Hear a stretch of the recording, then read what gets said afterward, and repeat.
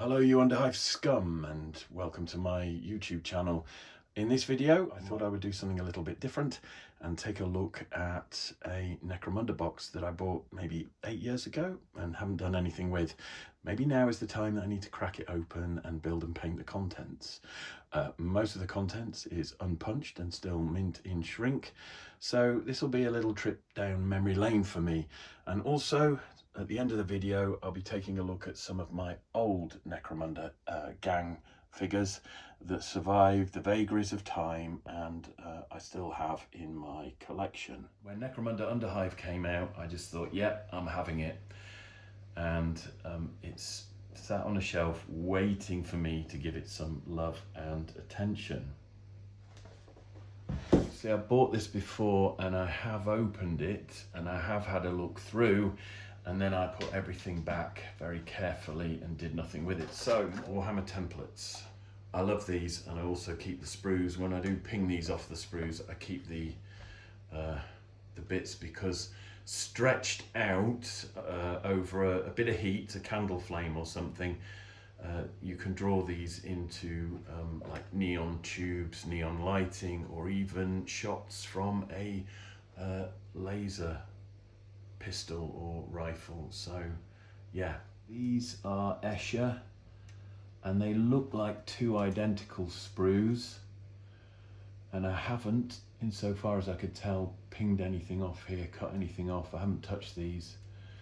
So yeah, and two identical sprues, 10 miniatures in total. Same applies here for the Goliath gang, two sprues that are identical, and again that makes 10 gang members. And this was the other thing that was great about Necromunda when I played it, was that you had cardboard scenery, but you did have these plastic kind of end caps for corridors and stuff, so you could actually build a multi-level gaming board if you wanted to.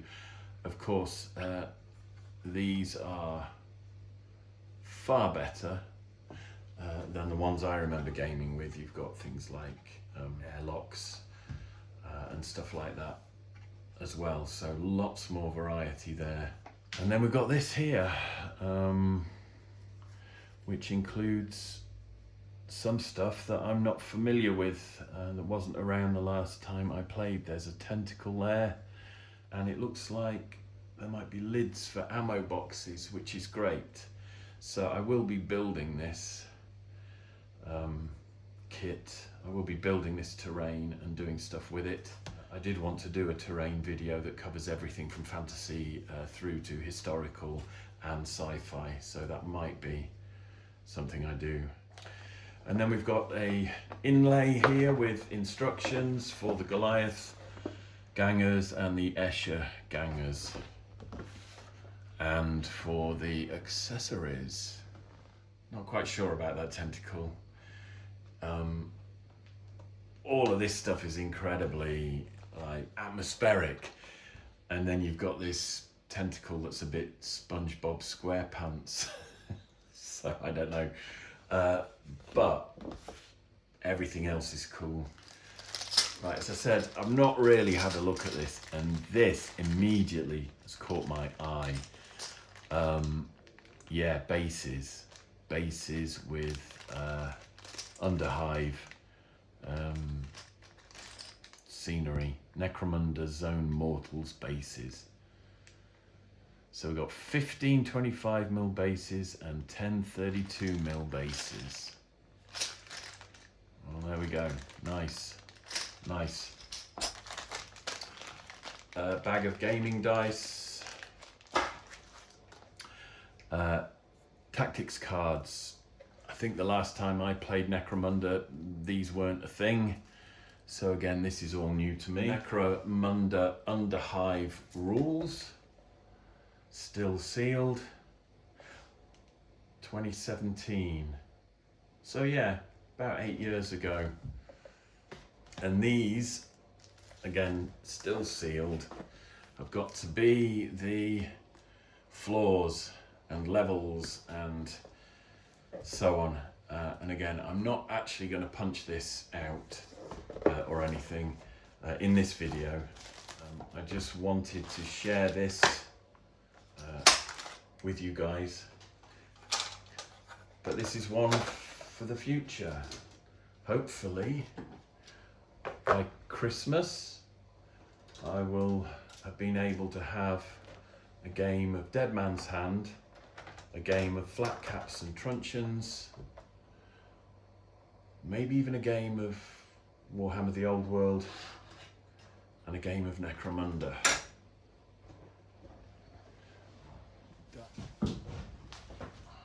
Okay, so I just wanted to take a quick look at the sprues.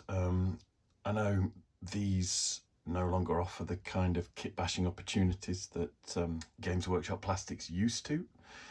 Now these are very much multi-part, single pose miniatures, and there'll be some choices for heads and weapons that fit the different bodies, but that's about it. So I'm not going to linger on these too much, but I did just want to take a look at what you get. So obviously we've got bodies where there are legs to attach.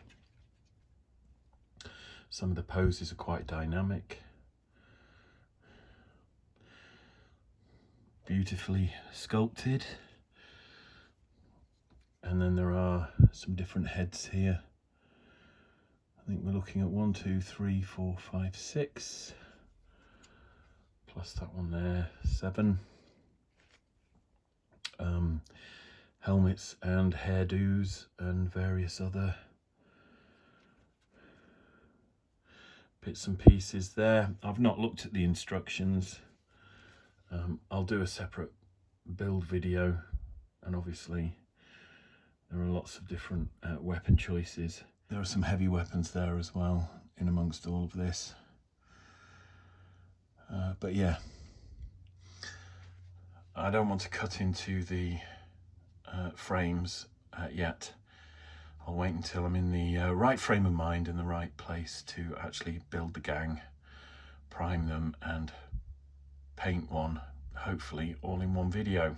This is the Goliath gang, and again very similar multi-part bodies with separate legs, lots of weapon choices, big and chunky as you'd expect. I'm assuming these now go on 32mm bases because they are a good half as big again as some of the old classic models that I've got. I don't know what the rules are for Juves anymore and whether or not you still have them. I'm just looking at the heads here. We've got 4 there and another 4 on that side of the sprue, and obviously then some very intricate spiky hairdos and things which look like they slot into the gaps in the top of the heads. But yeah, you even have arms that are in 2 or 3 parts as well, so very much a big construction job involved in building a gang, but that's part of the process. So that will be something for another video. I will probably do a build and paint video for the Goliath gang, and then do a similar build and paint video for the Escher gang. I also wanted to take a quick look at some of the old miniatures that I had when I played Necromunda the first time round, and there is a noticeable size difference.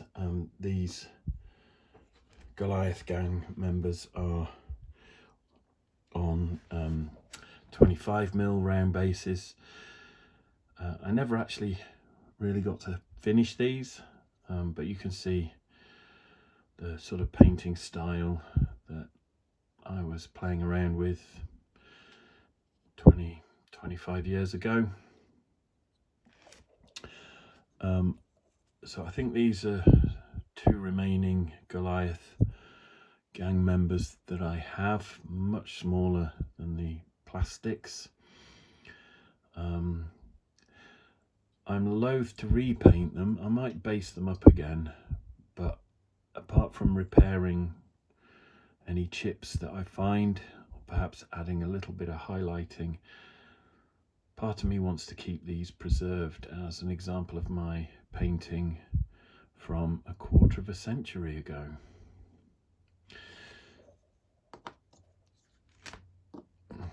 Let's have a look at these two. This one here on the right is a Juve. I don't know whether you still have those in Necromunda Underhive. I've not looked at the rules, but that is the only example of a Goliath Juve that I have left in my collection. Same here with this Escher Juve. Never finished this one, but you can see I've got sand glued to the base, and the general look and feel of this miniature is very sepia, very kind of drab brown. I used to use a lot of washes back then and then add the colour in afterwards. So I can't decide. Maybe I do need to repaint these, maybe I just keep them. This one needs finishing though, obviously. Now, I'm not sure if this was a Necromunda model or not. I have a feeling it was, but again, painted that one up. Probably need to do the base again, but that is an example of my painting style 25 years ago. So I do want to preserve that to a point. I also included a plastic Space Marine. This is one that I did paint more recently. I was getting more into weathering at the time. This is probably from 10 years ago, maybe. Again, on a 25mm base. I think Space Marines have got bigger over the years. But I do have some old plastics to finish building and putting together. So yeah, and the last one is a grot from Orc Army, and I used to have a couple of these in my Necromunda gangs, even if I played them as a Juve. I just like the variety, and I did actually love these old grot models. I may have one or two more, but I would love to put together something that was kind of quirky, the way my old Necromunda used to be. I also played Inquisitor for quite a while as well, and enjoyed that. But yeah, there we are. There are what remains of my old Necromunda collection. Once again, thanks for watching. I hope you enjoyed this video. If you did, please smash that like button. Please subscribe to my channel for more videos like this. After all, I'm forever battling with the YouTube algorithms. Anyway, take care of yourselves. Enjoy the hobby, and I'll see you in the next one.